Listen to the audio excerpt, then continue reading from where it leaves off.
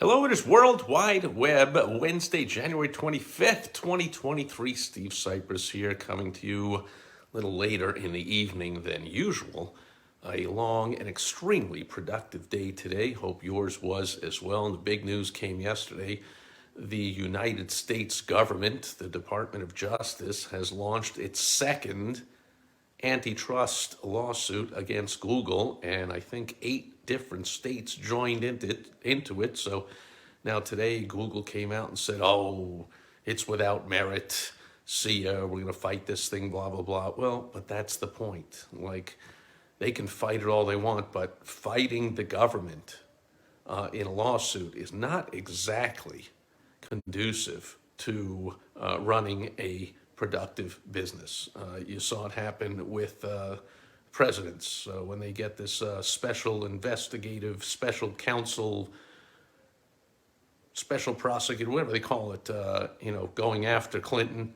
You saw that, and going after Trump, and it's just amazingly distracting. And so what it's doing to Google, not just going to distract them like crazy, but it's hitting them in a really bad time. They just announced laying off 6% of their workforce.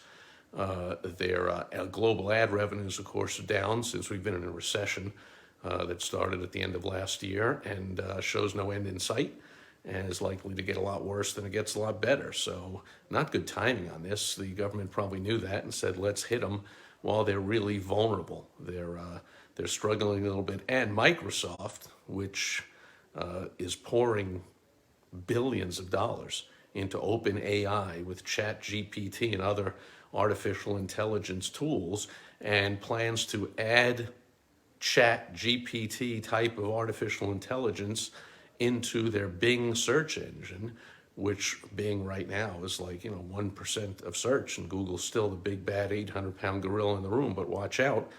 Why are people going to go to a search engine to click to websites for information when they can just type in any question, any request for any information they want into a ChatGPT type of artificial intelligence vehicle, and boom, get their answer without messing around with choosing different websites. That every website has different navigation, and some are full of misinformation, and they're just bogus fake sites. And why deal with all that when you just go to this artificial intelligence with this tremendous sea of knowledge, which is constantly learning from all the people using it, on and on and on. Anyway, I've been talking about it for years. People said, well, Google's number one. No one's going to challenge them.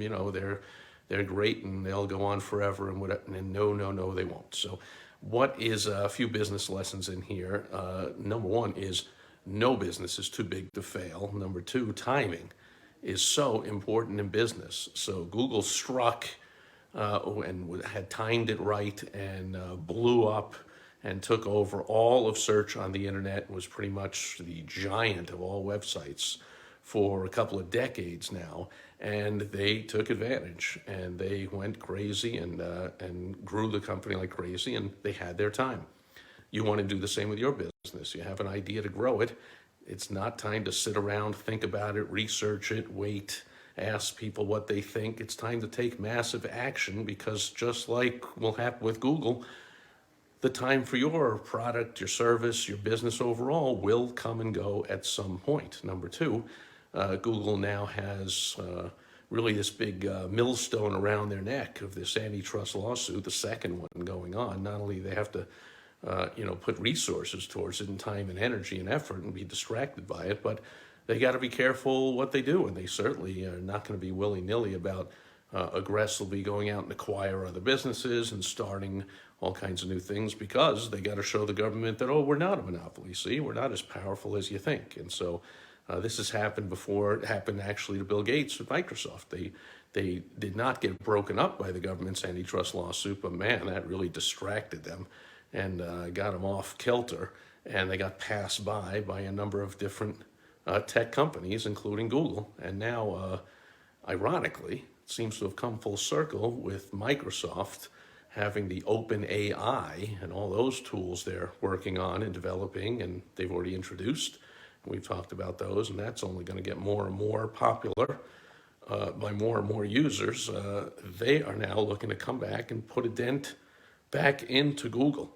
So a couple of business lessons there. And another one is, If you're going to, think about any efforts you have going out there with search engine optimization to rank higher in the Google searches. You might rethink that as a long-term strategy.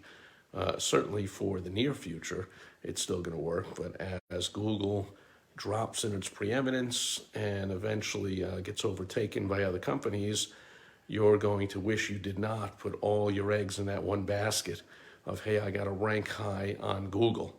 As my mentor in small business marketing, Dan Kennedy, is fond of saying, one is the worst number in business. So if all you're doing is looking to have your website rank high in the Google search engines, please, please, please be forewarned.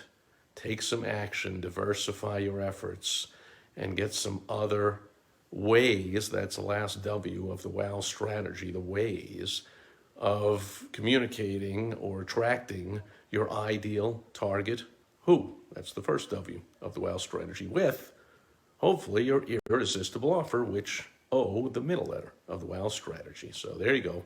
That'll do it for World Wide Web Wednesday, January 25th, 2023. I'll be back here with you again tomorrow on Throwback Thursday. Thanks for being here with me today.